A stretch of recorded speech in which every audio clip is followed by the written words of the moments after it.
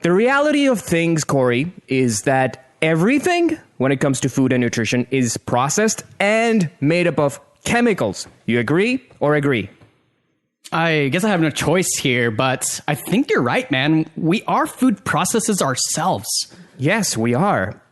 Without being too deterministic in the choices that I'm offering you right now, ladies and gentlemen, this is a podcast that we've been working for 3 years, and we are finally ready to share this golden information with you about how to transition to a processed food diet. Yes, you heard it. Sounds crazy? Let's get started. Welcome to the Ketogeek podcast. Let's do this. Health, nutrition, fitness, low-carb lifestyle. All right, we are back after a long break. Happy New Year. It is literally February. Does that even qualify as a New Year? Happy New Year? I guess we can call it a delayed Happy New Year, but it's always a happy year at Ketogeek. It is a happy time at Ketogeek. Guys and gals, we initially decided that we were going to do podcasts for 45 minutes. I have a feeling this is not going to be 45 minutes. It might not be. We might get a little too deep into the dive, but who knows? Let's strap in and have some fun today. But it's about quality, not about quantity. So we will focus on good information that you guys can use and apply. We're going to start ground up and build from there. But first things first, who are we, Corey? We are Ketogeek. We're a food business that uses the best science to create the best food products using hand-picked ingredients and going through countless scientific papers to provide you with relevant information in a sea of ultra-processed information overload. See what we did there with the processed information? So, with that being put aside, one of the cornerstones of Ketogeek and the sponsors of Ketogeek is something called energy pods, which are on fire these days. Guys and gals, we are in stores with our product. So, Corey, quick question. Actually, it might not be super quick, but what exactly are energy pods? Well, the energy pods, we consider them a compact meal replacement. It comes in a 2-ounce cup that contains the best ingredients that we could find from locals from around the world. And it tastes better than anything that you can possibly find on the market. Yes, it's even sugar-free. Yes, and it's true because we have compared it with sugary chocolate, craft chocolates, and we can say with confidence, and many of the people who have tried the product, that this is at a whole new different level here. Yeah, and when I said compact meal replacement, let's talk about those macronutrients. We have 20 to 25 grams of fat in there. There's 9 to 10 grams of protein and around 3 net carbs.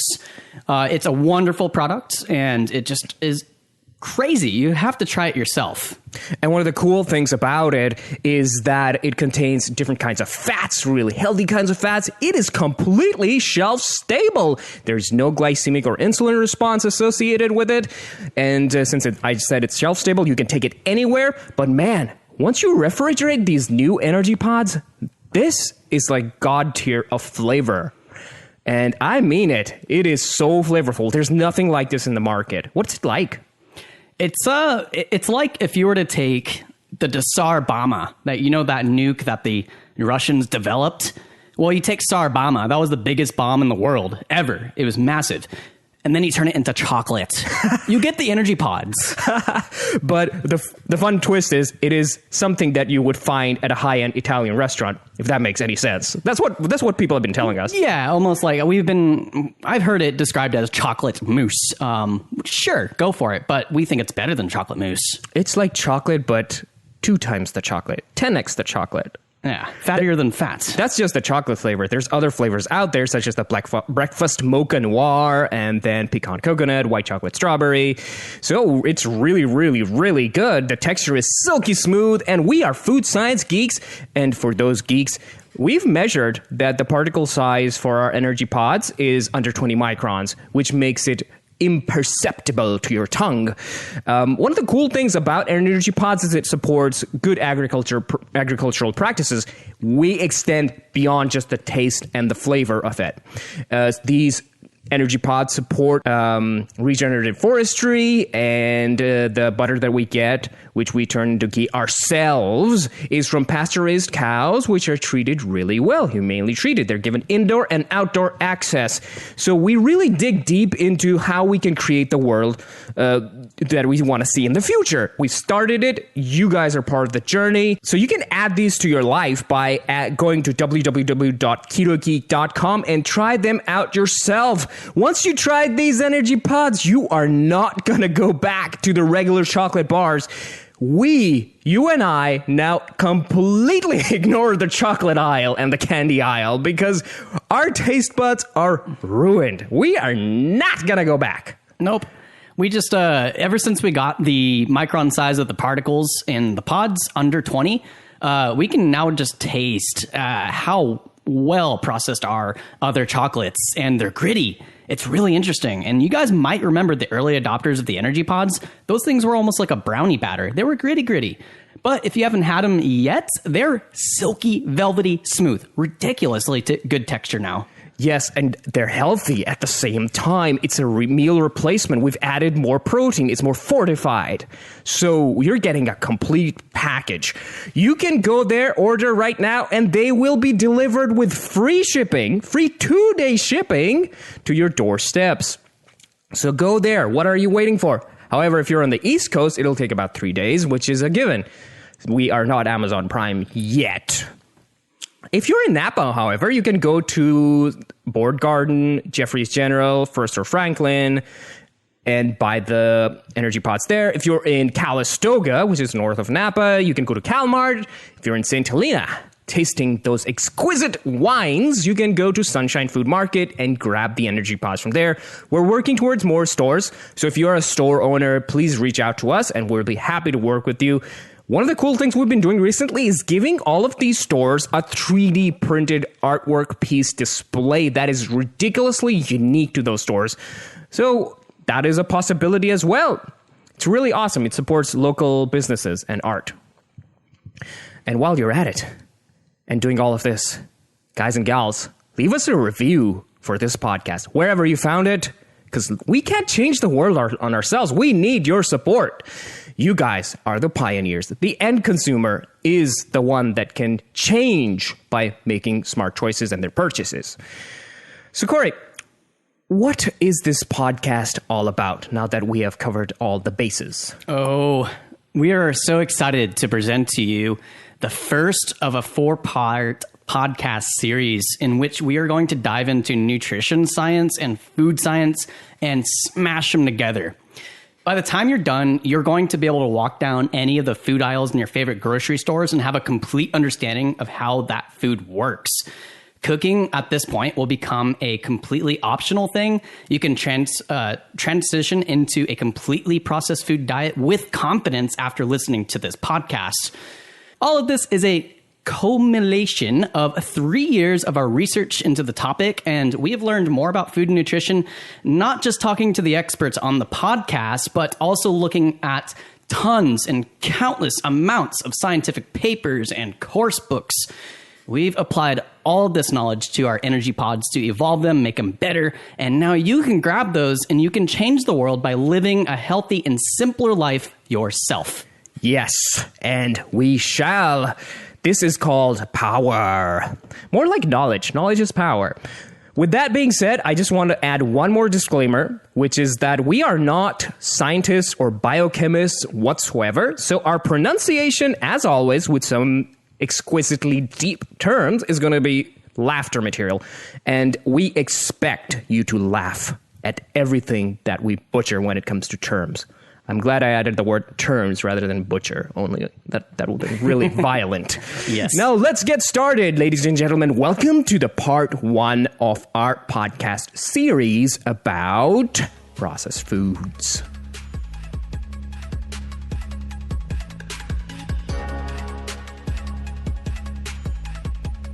Oh, yes. The meat and potatoes of the podcast. We're getting into it, Fahad. That sounded like a 1940s intro. I'm going to add that to the podcast anyway, just for laughters, just so people know how crazy we are.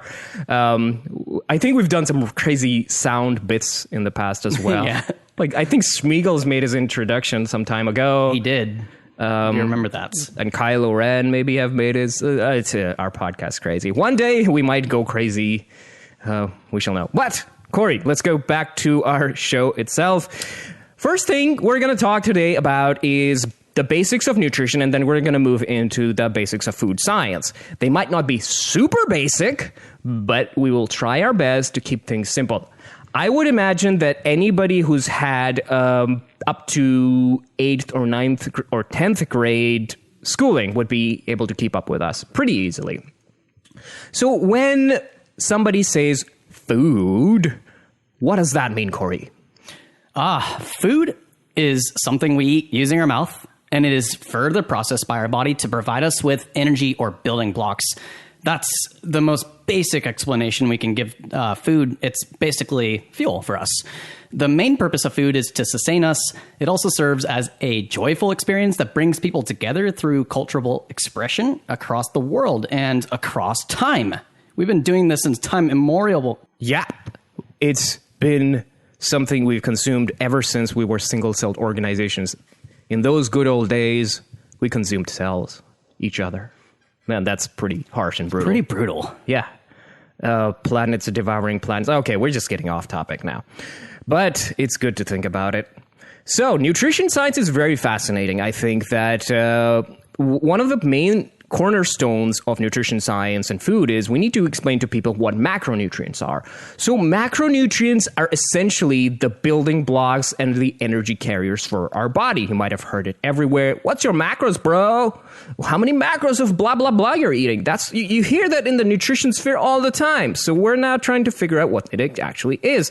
Without these macros, our body is just going to wither out. It's going to dry away like the desert. What's that desert?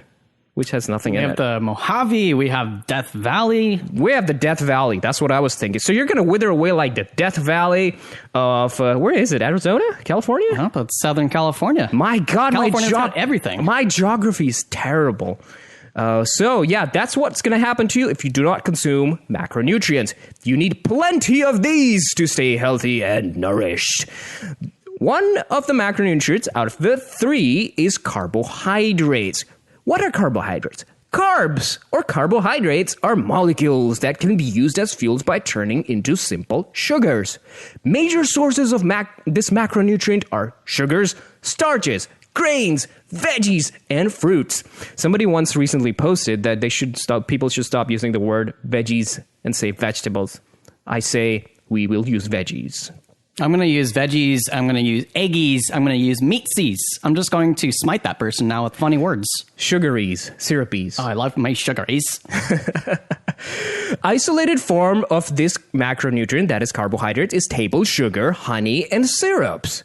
There are 4 different kinds of carbohydrates within this. There are the basic forms of carbohydrates that easily and rapidly break down into simple sugars.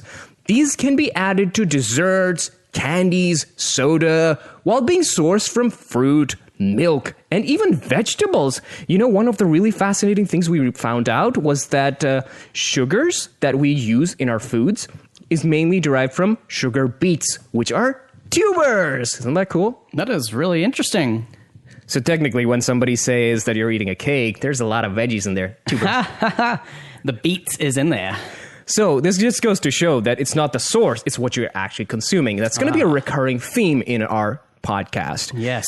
So after the simple carbohydrates, there's the complex carbohydrates. These are also known as starches.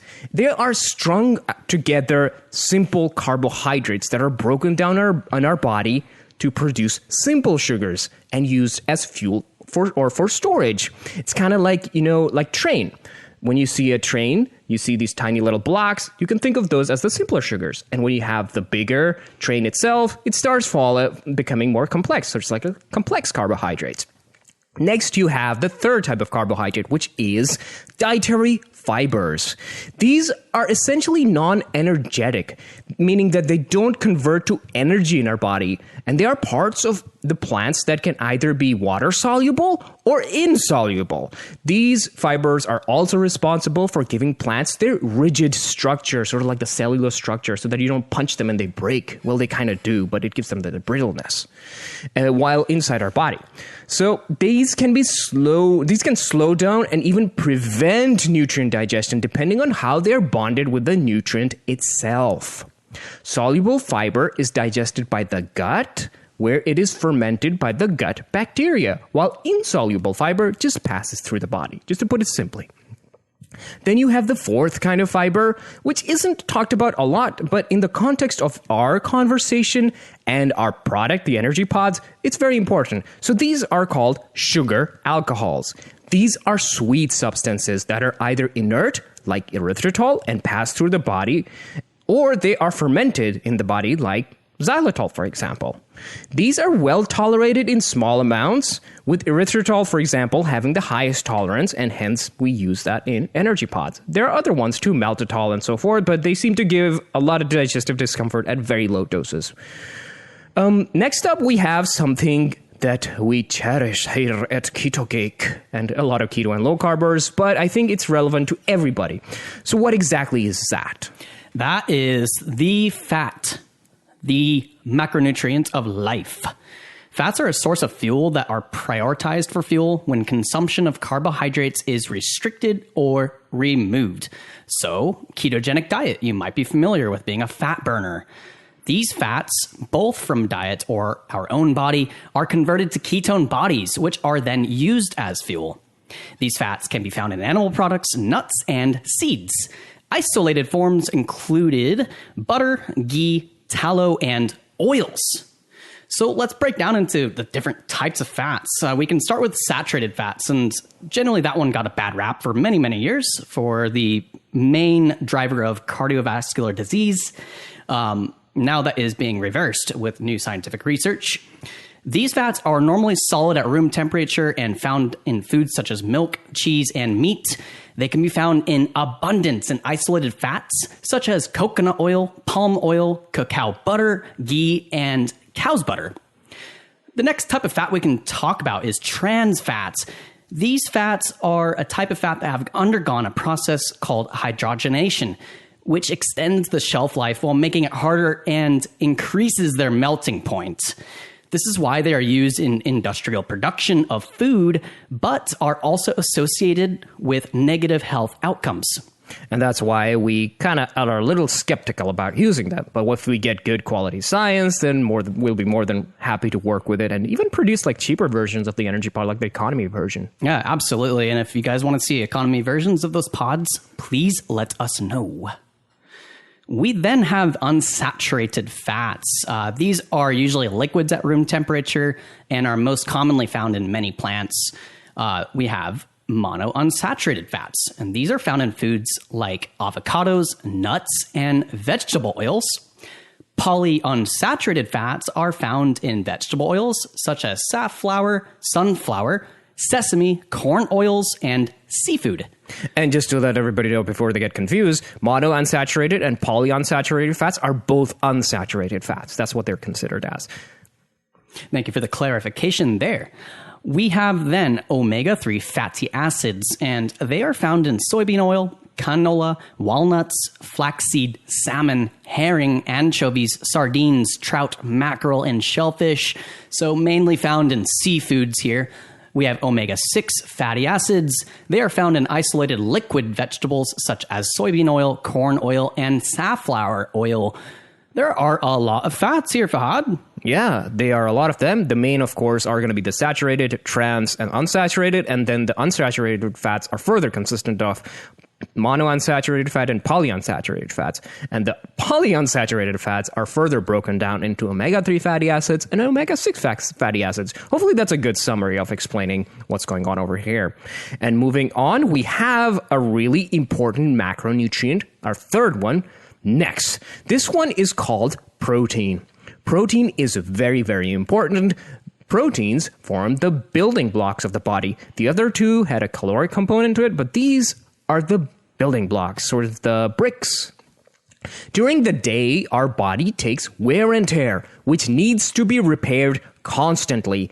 Proteins are critical to this process as they serve as the raw materials needed to create new muscles and function in countless biological processes.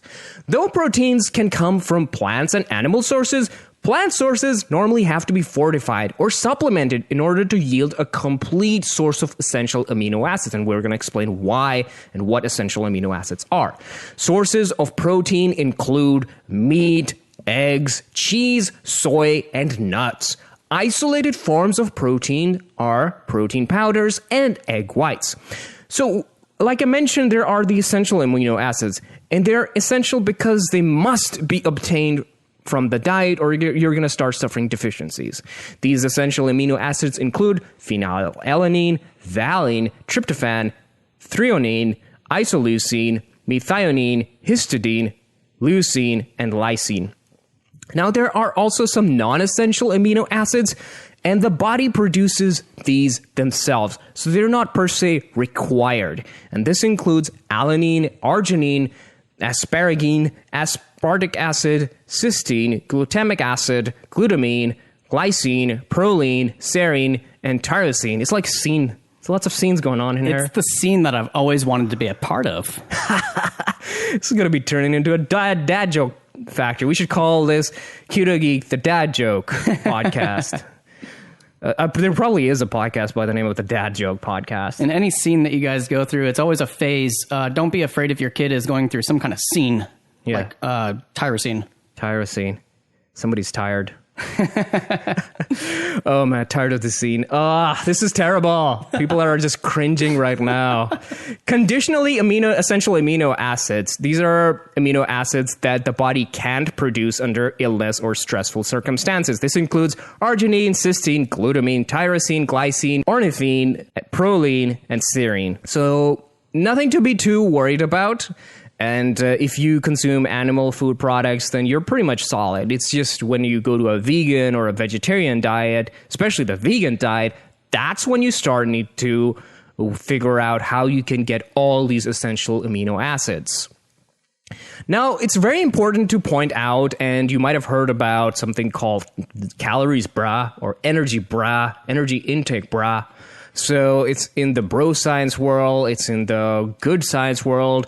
So calories are just the biggest buzzword in the world, but honestly, it's very simple. All macronutrients, save for fiber and certain sugar alcohols, contribute towards providing our body with energy, which is measured in calories and kilocalories. A lot of the times it's kcal, but we just call it calories. Anyway, similar to how you would measure distance in meters or brightness in lumens or power is measured in watts. So it's nothing really that beyond that per se.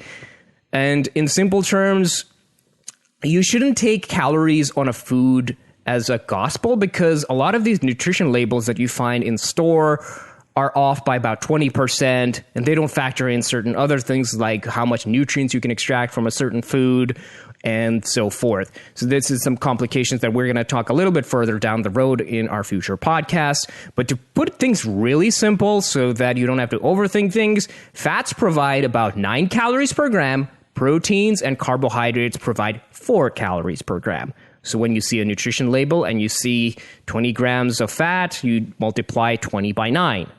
And then with fats, with carbohydrates and proteins, you multiply those by 4, and you'll get the total amount of calories in the food.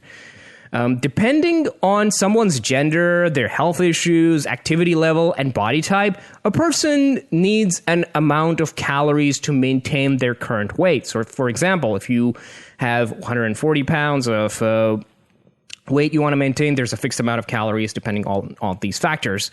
And going above these calories will likely be obesogenic, and going below it will likely be anorectic. By obesogenic, we mean that you're going to increase fat mass, and a lot of this extra energy is going to be stored. If it's below, then you're going to start losing fat mass and become anorectic. It's very important to mention over here that we don't view the terms anorectic and obesogenic in a negative connotation. It's more of a scientific thing that we do over here. And we will return to this topic in a little bit, and we'll continue to use these terms. Don't take this in a negative way per se. It's just ways we describe things. For instance, someone may be too anorectic, and for them, something obesogenic may be actually good, and vice versa. What we do like to talk about is weight normalization, where people feel good, feel healthy, look good, and all that kind of jazz. And now we need to move into something a little bit not talked about, but is very important. And what exactly is that? That is micronutrients. And unlike the bigger brother of nutrients, macro, we never hear, hey, bro, what are your micros today? You paying attention to your micros, brah? We never hear that. But anyway, they're very important. They're essential substances that are required in trace amounts to help regulate several processes in our body and to maintain adequate health. There is a recommended daily allowance, or the RDA, as you've heard, for these micronutrients, which can be a good guide for starters. A lot of times, foods contain all of these micronutrients. We'll break it down. Two main ones. Vitamins, they are organic compounds. They're made by plants and animals, and they break down in the body to regulate and enable many processes, such as the production and release of energy in the body, and cell formation and brain functions. They can be found in both plants and animals, such as meats, fish, dairy, fruits, beans, and grains. Vitamins can either be water-soluble or fat-soluble. Water-soluble vitamins are flushed out and they need to be replenished, while fat-soluble vitamins are taken up by the body for biological processes. We then have minerals, and these are the inorganic compounds that have several roles in the body depending on the type of mineral, ranging from growth, healing, immune function, protection from oxidative damage, and the creation of hormones, and so on and so forth. The micronutrients are very important for us to obtain. Yep, and you can definitely look up the RDA for these vitamins and minerals online. Just do a quick Google search, and perhaps something like Harvard or one of those websites can show up, and you can get a basic idea of what you may be needing. Women and men are different when it comes to these two, the requirements of vitamins and minerals and just micronutrients in general. So you might want to check on that. And kids are also different as well. So everybody's got their own thing. And that's a good starting point. But of course, if somebody has some sort of a condition, some issues, and they're exception to the rule, then of course you might want to look at something outside of it, perhaps reach out to someone who's an expert in this field, on par with us, if that's the right way, or they're in sync with us. I don't know.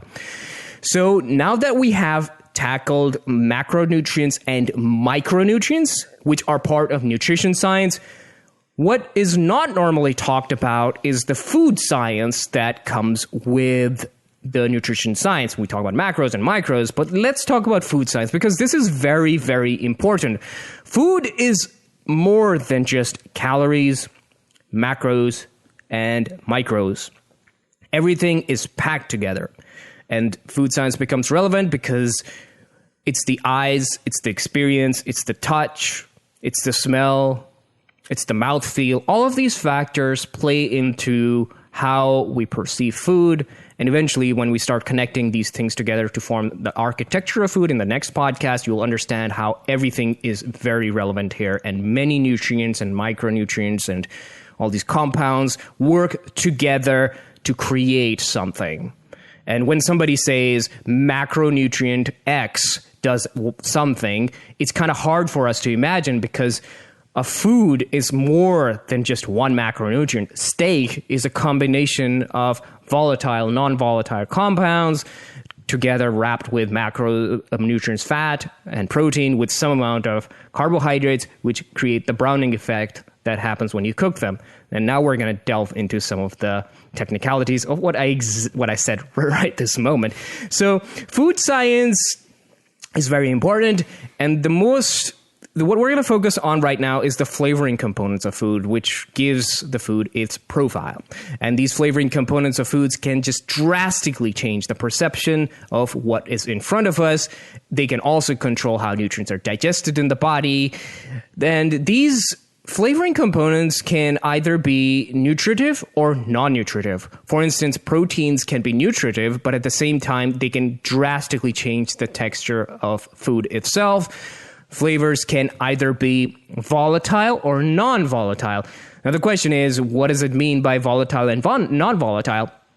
Volatile flavor compounds are carbon-based compounds present in raw foods and also produced after processing. By processing, I mean cooking, blending, damage to the plant tissues when you do blending and that kind of stuff. During cooking, these volatile compounds are produced by hydrolysis, which is dissolving in water, oxidation, exposure to air, polymerization, forming of compounds with higher molecular weight. So these volatile compounds have a low boiling point, which allows them to easily evaporate at room temperature. Aromatic hydrocarbons, aldehydes, acetals, ketones, alcohols, esters, sulfur compounds are all examples of volatile compounds. Now, this sounds really confusing, but it is part of the chemistry of food. Examples include manzanate in apples, isoamyl acetate in banana, benzaldehyde in cherries, cinnamon aldehyde in cinnamon, ethyl propionate in various different kinds of fruits, limonene in oranges, 2,4-dithiapentane in truffles, ethyl vanillin in vanilla, ethyl maltol in sugar, and cotton candy. It's a lot of mouthful that I'm saying over here, but the bottom line is you see if there's the very least you can take over here is that each of these volatile compounds are already part of food. When you see them in a nutrition label, for example, or somewhere else, now you can recognize these sort of compounds. What's really interesting, Corey, is that it was noted in a very large scale study that volatile organic compounds were found in all foods. They're in everything, ranging from 24 parts per billion to 5,328 parts per billion, with canned cream corn with the lowest and cheddar cheese being the highest when it comes to having volatile compounds. So crazy, right? Something that is more processed, which is canned beans, has less volatiles compared to cheddar cheese, which makes sense. I mean, if you think about cheese, it's very stinky. It's got a lot of things going on inside of it. But at the same time, canned stuff is gone through so much processing that you've lost a lot of the volatile compounds. Yeah. It's like letting in cheese nature do its thing. We just let whatever exists grow and do its cheesy things. And then cream corn is our human version of purifying things. Yep, nailed it, my man. So they were found so another volatile compound is benzene, which was found in all foods in parts per billion, except in vanilla ice cream and American cheese. It's strange how that works.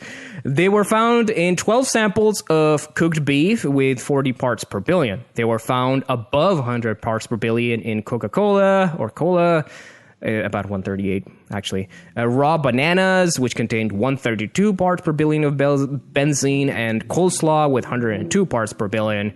Maximum parts per billion of benzene allowed by EPA in drinking water is 5 parts per billion. So all your foods basically have higher. Oh no, we're being poisoned by our foods that are so delicious, and even cooked ground beef is not safe, but at least those coleslaw people that freaking hate coleslaw, they can be like, oh, I'm not going to eat coleslaw. It has 102 parts per billion benzene in it. I can't eat that. And you know, it's very important to point out over here, very important, it's just reminding me, that sometimes when you come across a news headline or somewhere on social media where it says 100 times better than something, that can be very misleading. Be careful when you hear that. Because 100 times of 0.00001 is going to be still a very small amount. And we're here talking about parts per billion. So it all depends. And toxicity is not as easy as, It's dose dependent, basically. Yeah, I've heard the simple term to remember is devil is in the dose. Yes, that's the simplest way and easiest way to go through this issue. Now that we've addressed what volatile flavor compounds is, let's talk about the non-volatile flavor compounds. So these are compounds that evaporate less than 5% in 6 months under normal room temperature and conditions. This includes sugars, salts, amino acids, fatty acids, organic acids. Notice that these are actually macronutrients that we just talked above. So these things stay a lot longer, even though the smell of the food degrades over time through the volatile compounds. So that's why when you're cooking something, the volatiles are escaping right away. The whole house smells, or when you're baking something. By the time you're done, the volatiles are gone, or reduced drastically, but you still have the bread there. Imagine if bread just vanished like that too. You put it in the oven, a nice loaf, and you open it up, nothing's there. What happened? You can smell it. Imagine if it was flipped upside down. Now you just have smell left and there's no food. Yeah, that's how we extract our energy now. Yeah, just smell the calories away. Gonna sniff this beautiful loaf right up. Yep, all the proteins just getting smelled away. That sounds disgusting. Volatile flavor compounds is why, we lose flavor in a remote of time. That's why preservatives are so important. And that's why we add them to preserve these volatiles and a lot of these things that can degrade over time. Side note here is one of a good example of volatile compounds that loses. It's something that we make in house. Actually, it's ghee, and it's full of volatile compounds. And if you let that sucker sit in sunlight and open, it will probably turn white in like a month. And that's all the volatile compounds dying and oxidizing, and the smell will be kind of like paraffin wax. Yeah, that's why when you buy a lot of ghee from in-store, that's what happens. You're getting candle wax. Yep. And that's why fresh produced ghee, ideally, I think what we found is that frozen seems to be the best way to keep the volatiles in there. But even that over time degrades. Frozen and inside a cold place where there's no light, that's how you preserve the ghee the best. But if you can't do that, refrigerated is fine too. It is shelf stable. I mean, the nutritive components are staying there with the ghee. It's just that the smell and the aroma that comes with it, that goes away. That happens with a lot of different food products. So it's nothing to be worried about per se. A lot of the times you might be like, oh, this doesn't smell. It smells really bland. But yeah, you might lose that, but you may still have the macronutrients that are still in there, unless there's something we're going to talk about in the future when it comes to preservation. So flavor is really fascinating as is. It consists of taste, aroma, texture, color, and the temperature of food. All of these can work alone or together to create what we call food. Temperature and color don't have a strong role when you think about it when it comes to health, but it can definitely change our perception of food. These two factors have an indirect relationship. For example, temperature can create the browning of food, which can impact how food is digested. Color can signify presence of carotenoids, which are very important to health. Flavors can be natural, artificial, or nature identical. I kind of like that term. Yeah, nature identical. That sounds like a clean term. Yep. Now we don't need to be per se be afraid of any of them. I guess natural is something I would be sort of skeptical of. Natural are substances that are obtained from plants and animals by physical, microbial, or enzymatic processes. So that's when I see natural flavors on a food label, right? Yes. Okay. That's what they are saying when it comes to natural.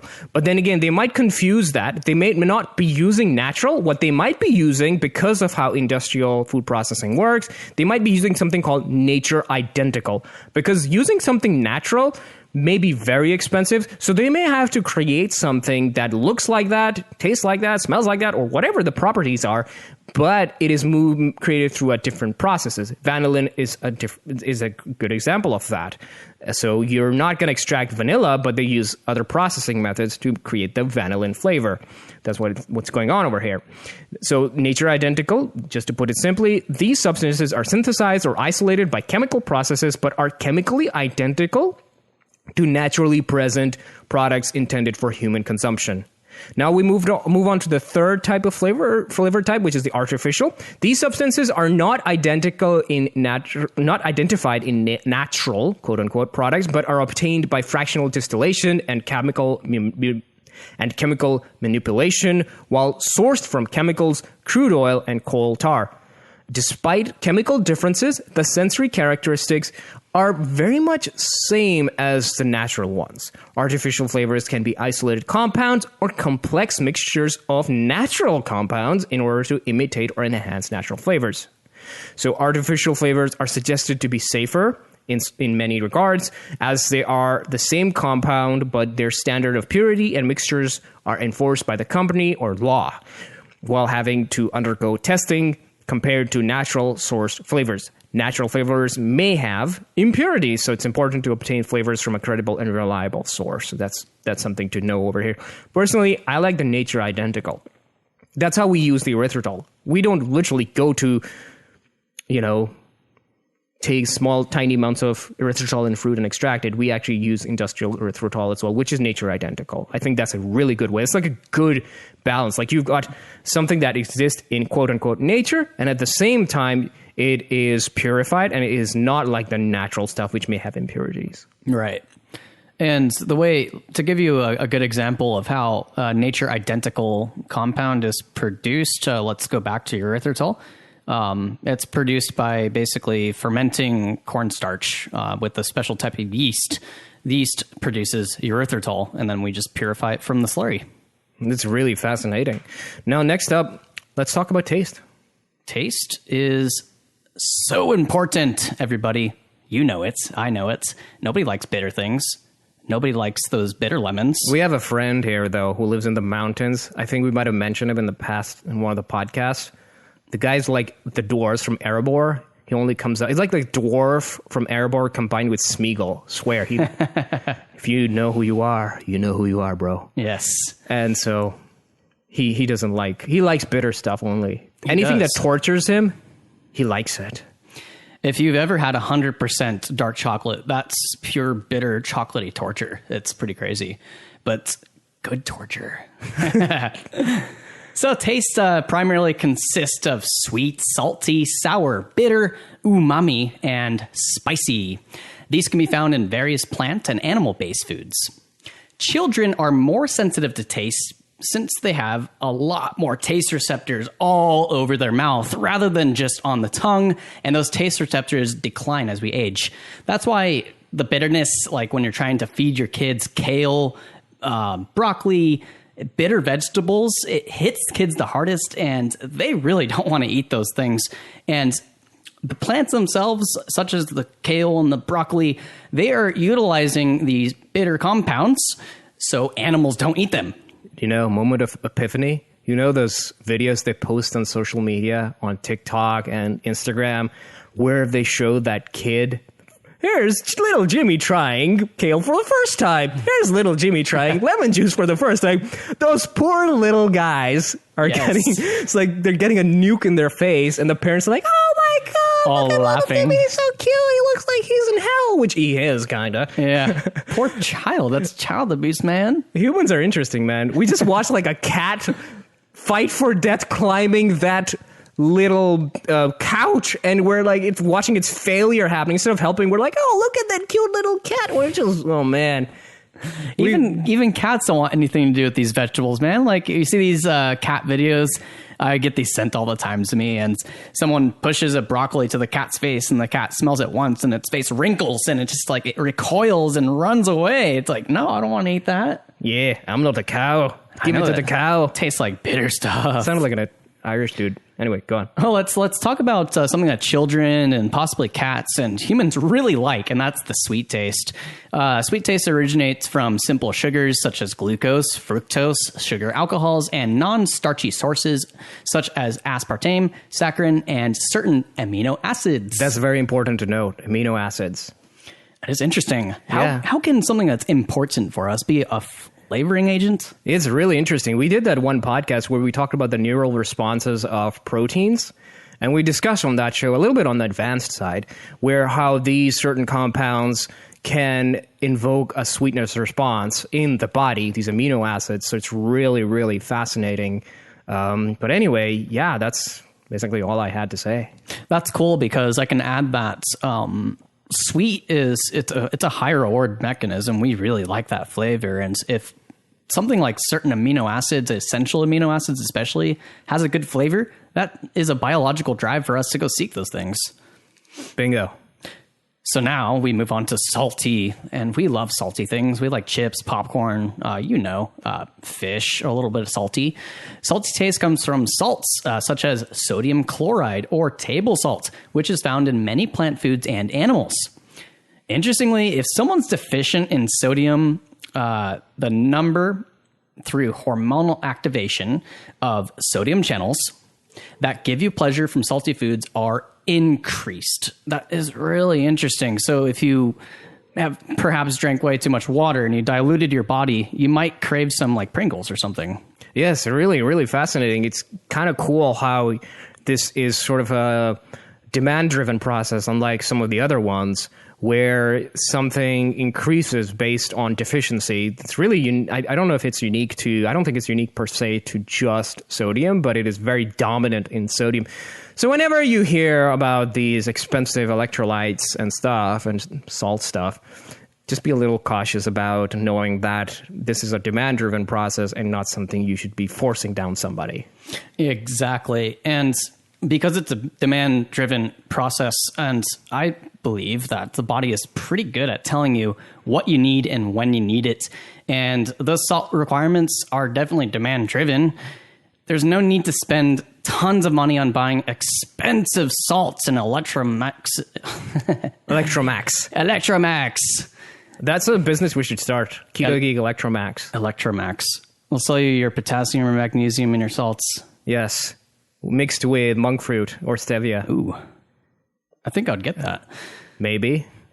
Anyway, we've covered sweet, salty. What's the next one? The next one here is something that almost everybody loves. It's umami. Umami flavor arises primarily from salts of acids, such as, oh no, here it comes, MSG or monosodium glutamate. MSG has like the biggest target painted on it right now, I believe. Is it still? I thought that was just the 2000s or the 90s kids stuff. I am not sure. I do see it floating around here and there, and I have some family members that have sensitivities to MSG, so I don't know. Okay, groomer or boomer. What's the hip thing these days? That's umami. I like MSG. MSG is amazing. Yes, which is so MSG is a salt of glutamic acid found in cheese and tomatoes, and glycine salts. Oh man, I'm going to pronounce this word and totally butcher it. Guanelic. There, thank you. Yep. Guanelic acid obtained from microbial fermentation. Inosinic acid, salts from chicken and meat industry waste, and so on and so forth. There's a really cool fun fact about glycine, though. So glycine was first discovered in space on a meteorite in 1970. Oh. That's weird. What does that even mean? Perhaps it suggests that one of the building blocks of life is all over the universe. Are we actually alone now? Billions and billions of stars. And this was literally confirmed in 2009 after NASA analyzed a comet sample obtained in 2004. That is absolutely fascinating. What do we have? Just glycine comets flying around now? Yes, imagine having a Black Mirror episode of this thing. Oh, man. There was another popular show that was the main inspiration for Black Mirror. I don't remember it. It's really classic. And The Twilight Zone. Twilight Zone. Cue in the Twilight Zone music now. Holy moly. All right. Moving onward, we are going through the flavor components. We have sour. These are usually acidic compounds found in foods. This includes acetic acid in vinegar, ascorbic acid, or vitamin C. Whoa, another flavor that is having a beautiful and huge role in the human body. Micronutrient. Yes. In oranges, citric acid in citrus fruits, fumaric acid in mushrooms, lactic acid in milk, malic acid in apples, and phosphoric acid used in Coca-Cola, tartaric acid found in grapes and in wines. Tartaric acid, that's a fun one. It reminds me of a story back in the restaurant days. We had wine on tap. And wine on tap is super cool. You put wine in kegs so the wine stays longer. You could pull it off the tap and your margins are better because your measurements are much more accurate. Anyway, what happens with wines on tap is that they get super cold and the tartaric acid actually reforms at the bottom of the glass when you pour it. And so when I was pouring glasses of wine at the restaurant for a guest who ordered, so let's say a white wine, it would come out really cold in glass, super foggy and clouded, and it would settle into these crystals on the bottom of the glass. And the clients would often go, oh, what is that in the glass? I'm not sure. I'm like, it's tartaric acid crystals. It's a natural byproduct of that wine. It just lives in there, does its thing. They always want to send it back, and eventually with warmth and time, temperature, they reform back into the wine. That is really, really, really cool. Yeah, so you can actually see tartaric acid crystals with really cold wine. Wow. Yeah. Fascinating. Man, things you learn on this podcast. Yeah, absolutely. And I never knew that my annoyance with those people would turn into a podcast. So the amounts of sourness you feel in your mouth is determined by the concentration of hydrogen ions in the acid. How weird. More hydrogen, the more sour it is. Concentration, brah. Ah, yes. So the per volume. Yeah. So now we have another flavor, not flavor, taste. The taste is bitter now. Bitter taste arises from chemical compounds in foods such as sulfamides, such as saccharin and urea, and alkaloids such as quinine and caffeine. One thing very important to note over here, notice that we used saccharin as something that is sweet and bitter. How is that even possible, man? So in small doses, it's sweet, but once you push it to the limit, it becomes bitter. Isn't that fascinating? Same thing with, like, for example, stevia and monk fruit and some of these concentrated sweeteners. It's Yeah. At the start, if you put a low dose, it's sweet and tasty, but it has a limiting factor to it if you consume too much of it. So amazing. Science is so right. Beautiful. We have OD'd the sweetener blend with monk fruit before, and I remember that tasting bad. Man, food science, ODing on monk fruit. You heard it first on the Ketogeek podcast, ODing on sweeteners. Yes. And moving along, the last taste, spicy. Spicy is interesting. Comes from one source. Twitter? Yes, spicy tweets on Twitter all the time. So spicy taste primarily originates from a compound called capsaicin, which is found in peppers. And in its purest form, it is a hydrophobic, colorless, and pungent solid. Fun fact, capsaicin and birds, they don't care about each other. Birds can eat all the peppers they want, and they'll never experience burning mouth and burning other end of the body. Very interesting. Like that parrot that you once had who would copy all the curse words that you ever say to him. That guy doesn't give a damn about the capsaicin. It's just chowing it down like it's Tuesday, which it may be. It may taste really sweet to them. Who knows? And then just giving you that stare. Thank you, but you're not needed. And that evil dinosaur eye that they have, man. Ay. So how is spiciness measured here? So we use the Scoville scale to measure spiciness, which involves pepper extract dissolved in alcohol to isolate the heat component of the spice, and then it is diluted into sugar water. Decreasing the concentration of the heat compound, sugar water is given to a panel of 5 testers until they cannot detect the heat, and this is measured. It's a really imprecise way of measuring something that is spicy. It's the only one we've got right now, and it is really imprecise because my father, he cannot handle Taco Bell mild, which for most of you, Taco Bell mild is literally like water. For him, it's like hellfire. It's really interesting. Yeah. Some of the people like myself from Pakistan and the subcontinent, and probably maybe some people from Latin America, Mexico and stuff, they were like, noobs. You guys can't take a tiny bit of spice and you just guys, I think, what's evolution doing here? Yeah, we love it when you go to the Indian restaurant and order Indian spicy, and they just look at you and laugh, and they're like, "Oh yeah, Normal food. Let's go get that coffin ready." Yeah, I think the language here would be if you go to an Indian restaurant and order spicy food, you just say, "Just give me food." That would be a good starting point. Food, please. Yep. So next up, we've covered taste. We've covered basically just taste. Now we moved on to smell, which is part of the flavor experience.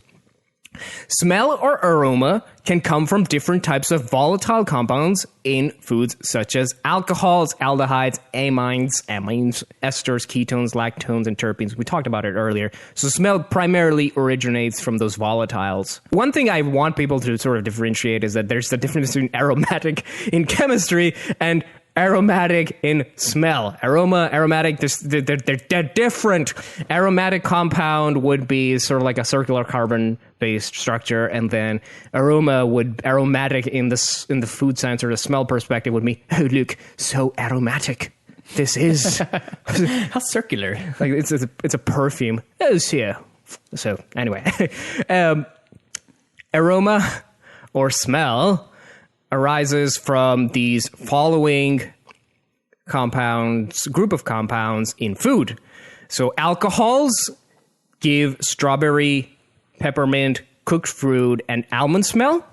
So anytime you see alls at the end of any sort of chemical, that's an alcohol, more than likely.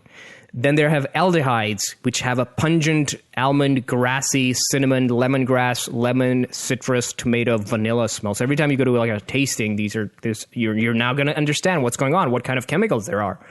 Amines, inside food, they give a rotting flesh, jasmine, flowery fish smell. Kind of weird, but it makes sense. Like if you smell a jasmine, it sort of has that pungent sort of smell to it.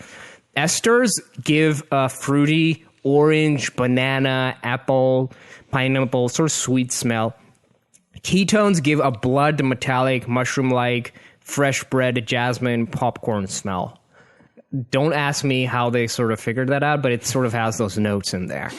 Lactones give a coconut smell, sort of, like a coconut.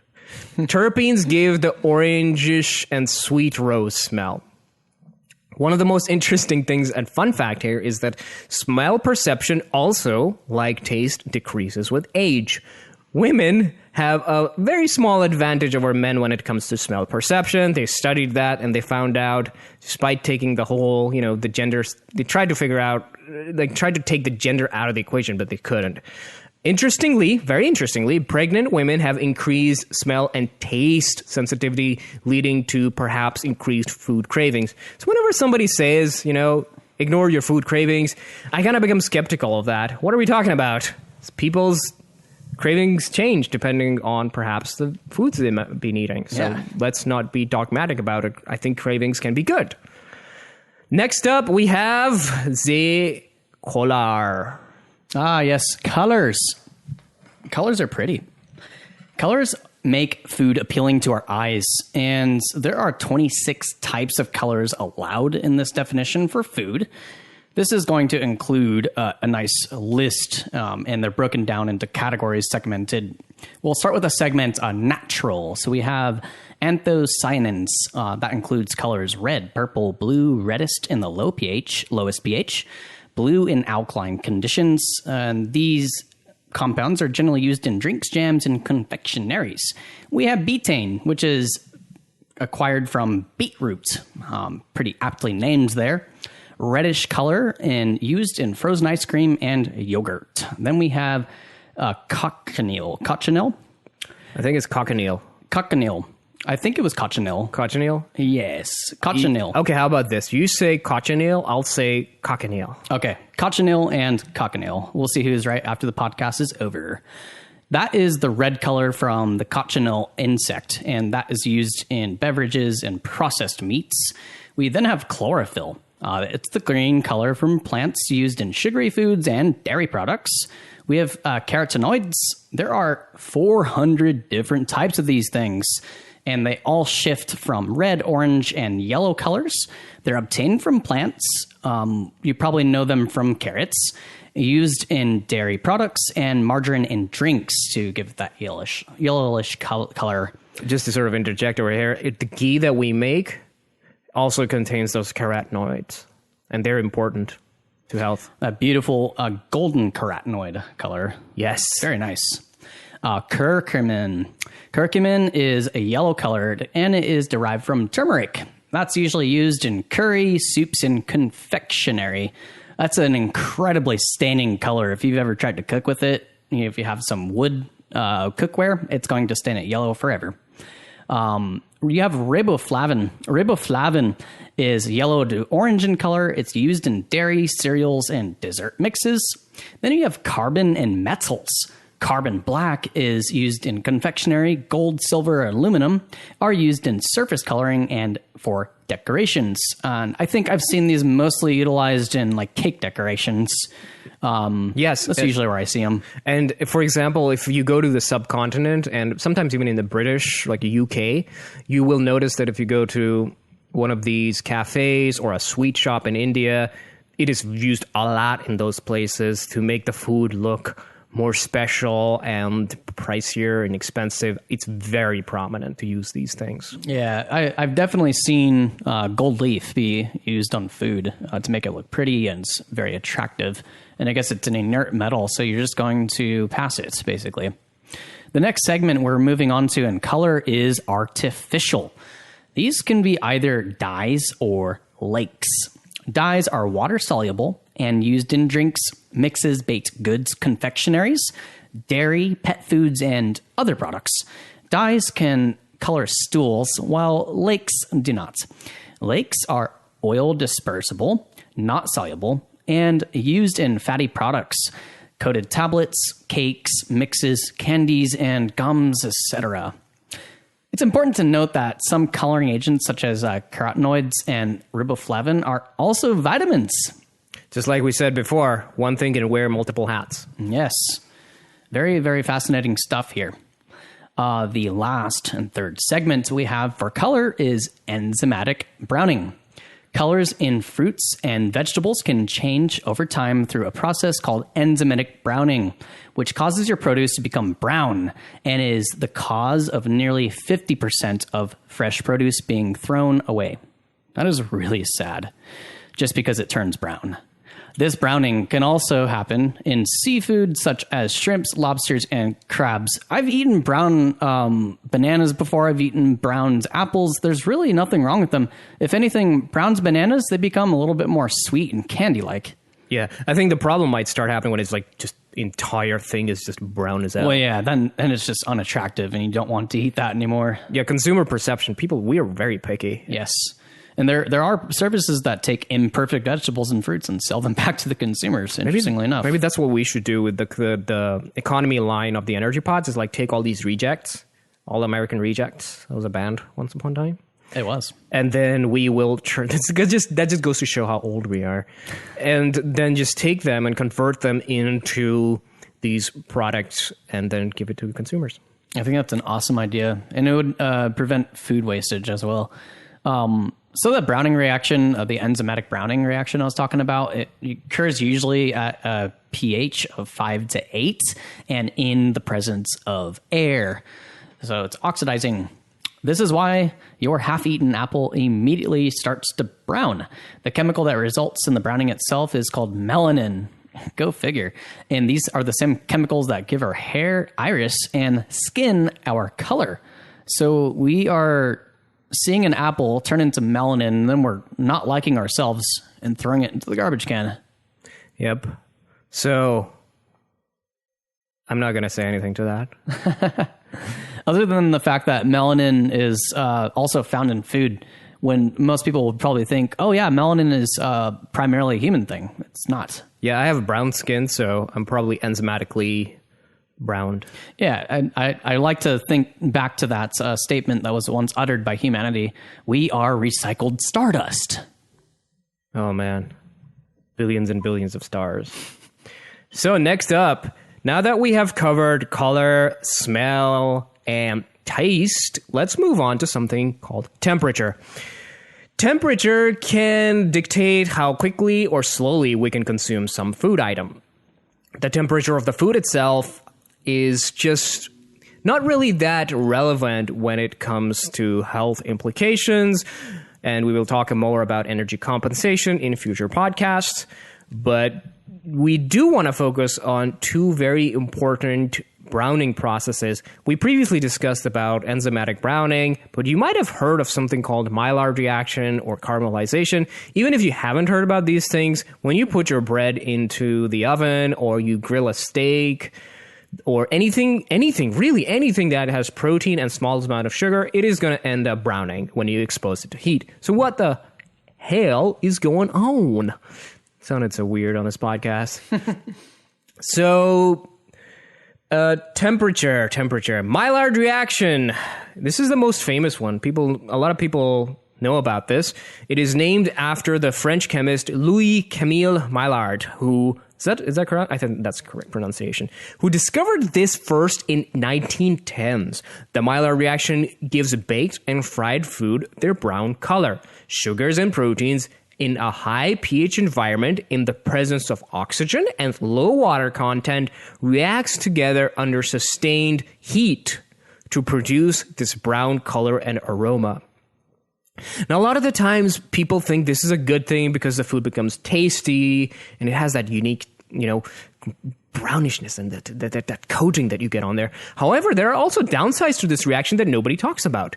This reaction can cause certain foods such as powdered milk and powdered egg to discolor and sometimes lose their essential amino acids in these products due to their reaction with sugars. So this is really fascinating how this can happen. It can continue over time. What's also interesting to note here is pertaining to our own product that energy pods don't have any sugar per se, very small or trace amount. So there isn't any hypothetical loss in amino acid content, especially compared to like a sugary protein bar. So that's really cool, something that we found out. And so the second browning reaction that is dependent on temperature is caramelization, which is a complex process that produces hundreds of chemicals through equilibration, inversion, condensation, isomerization, dehydration, fragmentation, and polymer formation, lots of chemical reactions, which create flavor and color. Caramels, in general, are a mixture of high molecular weight compounds. This process is used in sodas, soy sauce, ice cream, and many confectionery. What's also really another fun fact pertaining to temperature is that coffee making, sort of like from the roasting to brewing, all of that stuff, contains a combination of Maillard reaction and caramelization. Fascinating. That's why coffee is amazing, and it is drank in gallons in America. Next up, we got texture. Food texture is our perception of food and its structure. More than likely, our preferences evolved to evaluate the freshness and nutritiousness of food products, similar to how our taste preferences evolved for similar purposes as well. Additionally, the structure or architecture of the food is a much more detailed topic that we'll discuss more in the next podcast.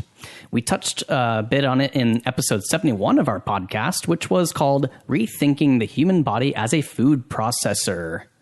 Yeah, it's important to notice over here that texture and structure are two different things here. Even though sometimes people use them interchangeably, texture is perception and structure is the combination of all of these things together to create something called food. Right. And we can talk about three main types of textures. We have crunchy, which is perceived in crackers and chips. Creamy, which is perceived in purees, puddings, soups, and energy pods. Chewy, which is perceived in breads, grains, and cakes. Texture is then scientifically measured in mechanical terms, such as shear stress, yield stress, elasticity, fracture strain, yield value, viscosity, gel strength, deformability, hardness, etc. The consumers, however, are generally going to describe these textures in more friendly terms, such as chewy, well, like bread and cookies, creamies, like yogurts, crispy, like fried chicken and apples, like a fresh, crisp apple you bite into, crunchy, like potato chips. We have fluffy, like ice cream, juicy, like fruits and a juicy slice of meat, moist, like a moist cake. Grainy, just like the old energy pods. I had to mention that. Silky, like the new energy pods. Smooth, like the new energy pods. And soft, like mashed potatoes. We have tender, like a cooked meat. And thick or thin, as used typically to describe a soup. And velvets, like cheesecake texture. So foods are usually a combination of all of these textures. For example, a lettuce wrap is both crunchy and crispy. Oreo cookies are both soft and crispy. Meaty croissants are chewy and crispy. Fried tempura beans are crispy and crispy. Tamales are soft and soft. Steamed buns are chewy, and tapioca pearls are chewy and crunchy. Some chocolate candy bars can be crispy and chewy. Energy pods, we consider them chewy, creamy, silky, smooth, thick, and slightly velvet. It's a really beautiful texture you have to experience for yourself. Indeed. So we have now covered texture, temperature, color, smell, and taste, which are all part of flavor. Now, there's another component to food that is beyond the flavor and the nutritive components. And the third one would be the additive components that are sometimes added to food. Now, this includes primarily bioactive stimulants and preservatives.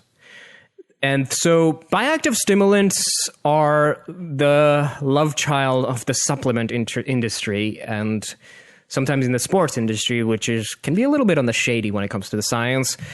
So the bioactive stimulants are usually non-nutritive components or compounds that can have a targeted or stimulatory impact on the body while having an indirect impact on health and well-being. These can be a hit or miss, save for maybe caffeine, which has pretty good studies supporting it. But at the same time, you get that amazing crash. This includes the following. I just mentioned, the number one is caffeine. Caffeine is a psychoactive drug found in coffee, tea, and chocolate, and synthetically created for energy drinks, sodas, supplements, and medicine. It increases alertness and improves mood, while potentially increases reaction time and endurance in athletes. Carnitine, it is produced by the breakdown of essential amino acids we discussed above, such as lysine, and produced within our own body. It's thought to improve exercise performance and fat loss, but the evidence is a mixed bag of tricks, with sports nutrition being extremely unreliable. 3 grams or more per day can cause a fishy odor with carnitine. Ginseng.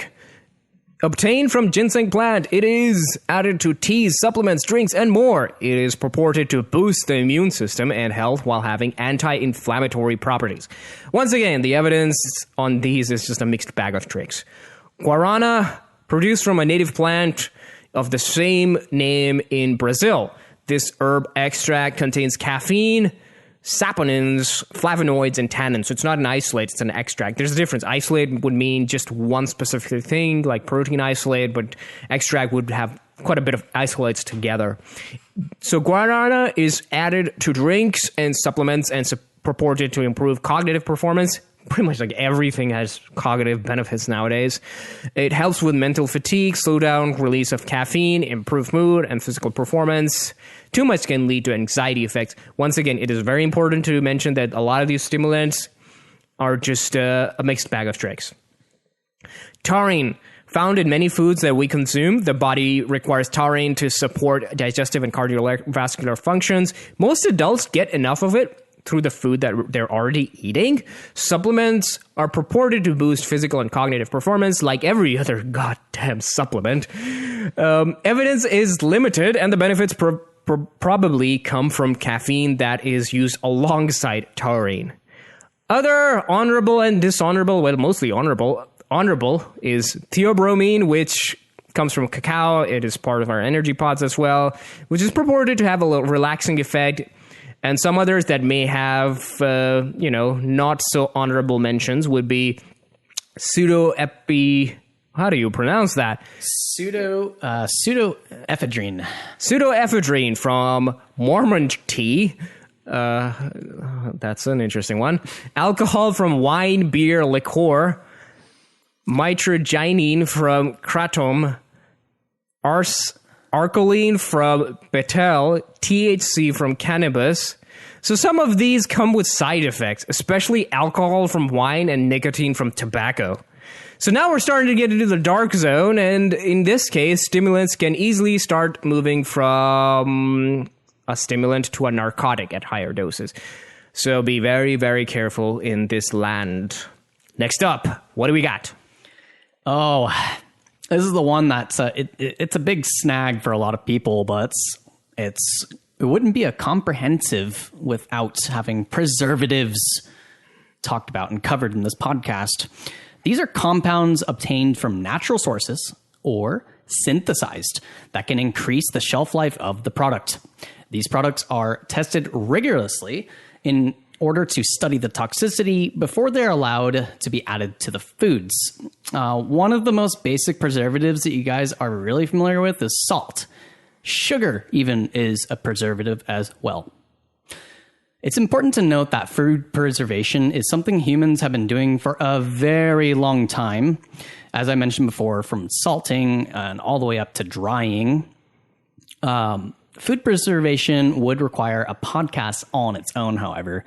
It can be done by fermenting, adding antimicrobials, adding antioxidants, changing the pH of the food, using nitrites, drying, dehydrating, limiting the water activity, surface treatments, pasteurization, canning, sterilization, cooking, frying, freezing, microwaving, irradiation, high pressure treatments, generating pulsed electric and magnetic fields, packaging, and more. The magnetic field thing reminds me of that contraption we were shown by our friend. And it is supposed to rapidly age things. It has 3 pillars and they have magnets inside of it. What's it called? I can't remember what that device is called. Yeah, so we went to a friend's place and he showed us this interesting contraption, which he said that it would age the wine rapidly if you put it inside it. Now, the skeptical part of me is very skeptical of that, but at the same time, you know, theoretically, it may have a very tiny impact. That's my guess. Maybe it's impacting the time-space continuum in ways we do not know. Oh, man. But gosh, that's probably for a different scientist and a different podcast. Definitely not here. One thing I wanted to mention over here is that even fresh produce has to be treated. Like all of these processes of preservation are done to them. For example, sometimes they add wax on top of the fruit. Surface treatments. Yeah, surface treatments. So it's very, very important. So don't be afraid of processing. Understand what the process actually involves, what it does, and so forth. Yes. When it comes to these additives, many preservatives are usually something we are already eating and then are added to another food to make it shelf stable. Sugar and salt are the best examples of these. The FDA has a huge list of permitted preservatives and additives on their website, and we can link that the https:// in the podcast notes for you. These additives are usually tested for toxicity in animal models before they enter the food system. Some of these can be synthetic, while others are isolated minerals or extracts from existing foods. If you're confused about any chemical, you can visit the FDA site and check out what each of these additives do. And just like with other compounds, something that may be nutritious may also serve as a preservative. An example is ascorbic acid, found substantially in fruits and vegetables and smaller amounts in animal produce, which also functions as vitamin C, and its deficiency can lead to scurvy. Very important. So let's sort of recap what we have covered until now. So we started off with the nutrition science, and then we moved on to food science. We're still in the food science section, and within food science, we've talked about the flavor component, and then we talked about the additive components, and we just finished the additive, and now we're going to move on to anti-nutritional components within food that don't get a highlight because, you know, fresh produce always has a halo effect around it and nobody wants to talk about it. So we're going to talk about it so that you guys can become better consumers and understand that truth is embraced in nuance rather than be fabricated in the halls of tyranny, lies, and unscientific evidence. Something like that. So anti-nutritional components are very interesting because several compounds, primarily in plant foods, such as phytates, protease inhibitors, and accessory dietary fibers, can interfere with nutrient absorption.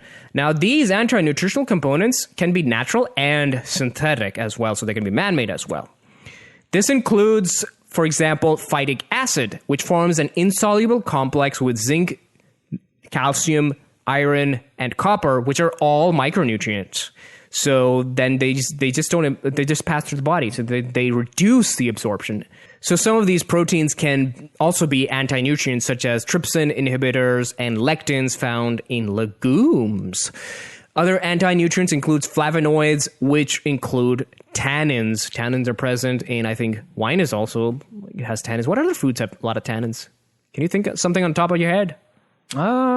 Pretty much anything that is bitter that you can think of. If you've ever bitten into a plum, Santa Rosa plum, they're pretty bitter on the outside. I imagine they're loaded with tannins because that's generally a tree's first line of defense is using tannins against insects, so they're not consumed by insects. They're incredibly bitter.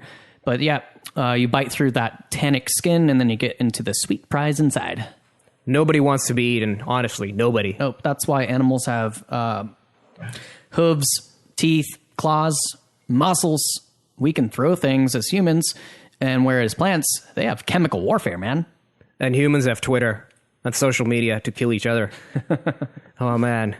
Or suffocate each other in society. It's a joke that's too damn true, though. It goes from lighthearted to extremely dark real quick at Ketogeek Podcast.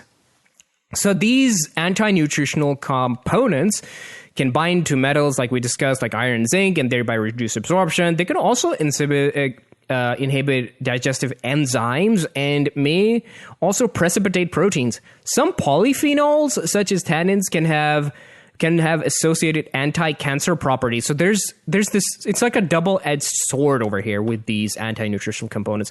On one side, they can inhibit nutrient absorption. On the other side, they're associated with certain health benefits. But the thing is, the science is really weak. Maybe humans are like meant to be tortured then. We need to get these painful things in our bodies to get anti-cancer properties. So our friend who's from Erebor and like Smeagol, he might have a point somewhere. He might have a point, yeah. You need a little pain to live long. No pain, no gain? Yeah. I don't know, man. I don't know. But at the same time, these anti-nutrient compounds are lower in modern crops due to domestication and through genetic engineering. So this would allow us to completely remove these compounds. But the problem is it will be offset by the potential benefits. Yeah. That's why we don't do it. And perhaps taking away the flavor and experience of wine, for example. Yeah, imagine if all the wine was just bland and there's like no tannins to it. There would be at least 5 people who would really complain. Yeah, they would describe them instead of rolling hills and soft mountainscapes of tannins, it would be described as, it's a valley floor of wine. Delicious. Yeah. Boring. That's what they would say, purists. Now, whether you agree with the purists or you disagree with them, it's all a matter of perception and perhaps maybe brainwashing. Fermentation, cooking, and malting can definitely reduce anti-nutrients such as phytic acids and polyphenols. A good example of fermenting is the tuber cassava, which is then gone through the process to produce cassava flour. If you eat cassava as is, it's probably going to kill you. Yeah, and fermentation makes a lot of things that you really like. Yogurts, chocolates, for example, too. Yep. So there's a lot of stuff going on over here. At Ketogeek, we use blanched almond flour, which is basically boiled almonds. This boiling and removal of skin drastically reduces oxalates, phytic acid, and other anti-nutrients in the almonds.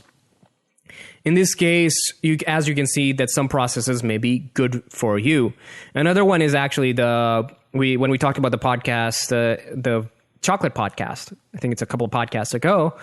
We we explained how, what's that process? Dutching. We explained how Dutching can increase the pH. Another interesting thing to note about Dutching is that it does reduce some of these anti-nutrient properties as well, which is why you lose some of that natural cacao bitterness and those really weird fruity notes that you don't want, and gives you a more smoother flavor. So that's really fascinating to know. So I think we've kind of covered up all the things you needed to know about food science and nutrition science. I know this podcast was really heavy on the food science aspect of it, but that's something that a lot of people in nutrition don't talk about. In fact, nutrition science has built a habit of demonizing food science. Oh, what is this chemical? It must be bad for you. So a lot of appeal to nature fallacy happens in the nutrition world. But now, this is you being fully educated on nutrition science and food science. So now you can call yourself a man-at-arms with a shield and sword. And so you're fully equipped with all this knowledge.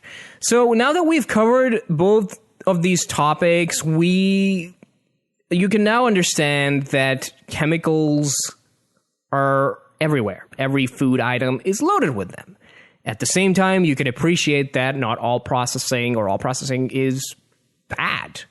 And you can also have a basic understanding of how nutrients in your body are important, and how nutrients can wear different hats and perform different functions. Something that may give color to a food may be a nutrient. In the next podcast, contrary to this podcast, which was all about breaking things apart and explaining, we're going to combine all these things together and explain to you what creates the structure and the architecture of food, which is very fascinating. And we've teased on that topic so many times. It's about time we bring it to the spotlight. You got anything else to add, man?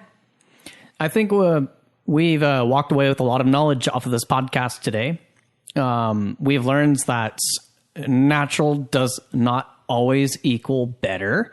We've also learned that synthetic may not always equal better, but we can take merits from both sides and utilize both. To put it all in a nutshell over here, Corey, I think that we have to take this science and draw a bigger picture, like we always do with all of our podcasts.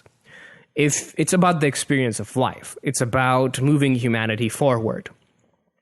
Sometimes people say things are very natural, but at the same time, the most natural thing for a human being to do is to survive and prosper. And in order to do that, we have created certain ways, methods, abstracted nutrients and foods, and then harnessed them together to escape the brutalities of nature while embracing the good parts of nature. When you look at a house, it is an evolution of a cave. And when you look at these rows of plants in your yard or on a farm, you notice that it is nature, but taken and abstracted and made into something that caters to humanity. We had the option to embrace starvation and famine, or we took what was from nature and applied it into this beautiful practice called agriculture, and now here we are. That's something to marvel and appreciate. I know a lot of people like to, especially in our community, like to fantasize about living in the past, the Stone Age. But it all comes with compromises. Reality is never about polarization. It's about accepting the nuances, making trade-offs, and building forward. That is the heart of progress. And it is the reality of progress. So we embrace that. You guys should too. And that is what we apply to our product as well, Energy Pods. We've taken all this, what we've learned. Think of this as a side effect of everything that we've learned. And we share this with you so that you can apply it. Now, I understand some people may not be able to buy our Energy Pods or may not even have access to it. Someone who is maybe living in a different country. For them, it might be too much. But what we can do is that the people who can afford the energy pods, for example, they can invest in it. We can all invest in a dream. And that dream, Corey, is going to ripple apart and create a change in the world. That is what our vision is at Ketogeek. That's what we live every day for. That's why we create this podcast and we move forward. That's why we explain to you everything. We go to the end. I don't think there's any podcast that has gone to the end of the world like this, to the deepest pits of science, and literally torn down the most taboo word, which is processed food, and built it up from scratch. That's what Ketogeek is doing. It's called innovation and pushing humanity forward. And you guys are part of this journey, and we can do this together. After all, we all have to end up 6 feet under. So why not leave a beautiful world for those who are 6 feet above for millions of years to come? I think that's about it. You got anything else to add? Or we call it at this note. We are going to call it here, my friend. Ladies and gentlemen, thank you so much for listening to this podcast. My name is Fahad once again, and I was joined by... This is Corey. And please do go buy our product, leave us a review for this podcast, and have a good time, and see ya on the next show. Peace. Thank you for listening to the show. You can visit us at ketogeek.com to check out our premium, keto-friendly, and low-carb food products, including our infamous energy pods, made from the best ingredients we could find in the entire country. We also recommend signing up for our newsletter at ketogeek.com/signup, where you get exclusive discounts, rewards, product announcements, and the latest content we are working on. You also get a 10% discount on your entire order when you sign up. Go to ketogeek.com/signup to join the low-carb playground.